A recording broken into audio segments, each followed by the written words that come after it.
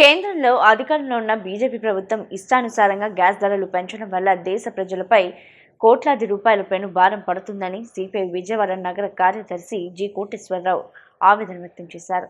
అంతర్జాతీయ మహిళా దినోత్సవం రోజున ప్రధాని నరేంద్ర మోడీ మహిళలపై గ్యాస్ ధరలు పెంచిన తీరుపై మహిళా లోకం ఆగ్రహం వ్యక్తం చేస్తున్నారని మండిపడ్డారు.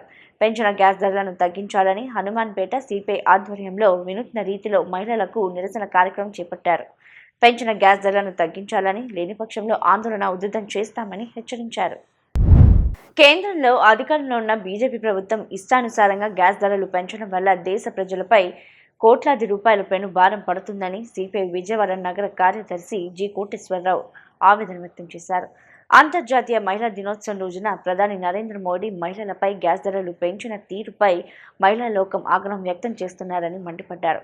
పెంచిన గ్యాస్ ధరలను తగ్గించాలని హనుమాన్పేట సిపిఐ ఆధ్వర్యంలో వినూత్న రీతిలో మహిళలకు నిరసన కార్యక్రమం చేపట్టారు. పెంచిన గ్యాస్ ధరలను తగ్గించాలని, లేని పక్షంలో ఆందోళన ఉధృతం చేస్తామని హెచ్చరించారు. నరేంద్ర మోడీ అన్ని వర్గ ప్రజానికంపై అదనపు భారాన్ని మోపుతూ గ్యాస్ ధరలు తగ్గించేంత వరకు గ్యాస్ ధరల వెంటనే పెంచిన గ్యాస్ ధరల వెంటనే ధరలు తగ్గించేంత వరకు నిత్యావసర వస్తువుల ధరలు పెంచుతున్న నరేంద్ర మోడీ గ్యాస్ ధరలు పెంచుతూ ప్రజలపైన భారాలను వేయటాన్ని భారత కమ్యూనిస్ట్ పార్టీ సిపిఐగా నిరసిస్తా ఉన్నాం. దేశవ్యాప్తంగా 33 కోట్ల డొమెస్టిక్ కనెక్షన్స్ ఉన్నాయి. అలాగే కమర్షియల్ వచ్చేటప్పటికి 2 కోట్ల కమర్షియల్ వెలసి 35,000 కోట్ల మంది మీద భారాలు మోపేటటువంటి దానికోసం 2,206 కోట్ల రూపాయల భారాలు మోపుతూ నరేంద్ర మోడీ ప్రభుత్వం తీసుకున్నటువంటి చర్య సరైనటువంటిది కాదు. దాన్ని ఉపసంహరించాలని సిపిఐ విజయవాడ నగర సమితి ఆధ్వర్యంలో ఆందోళన కార్యక్రమం చేపట్టడం జరిగింది.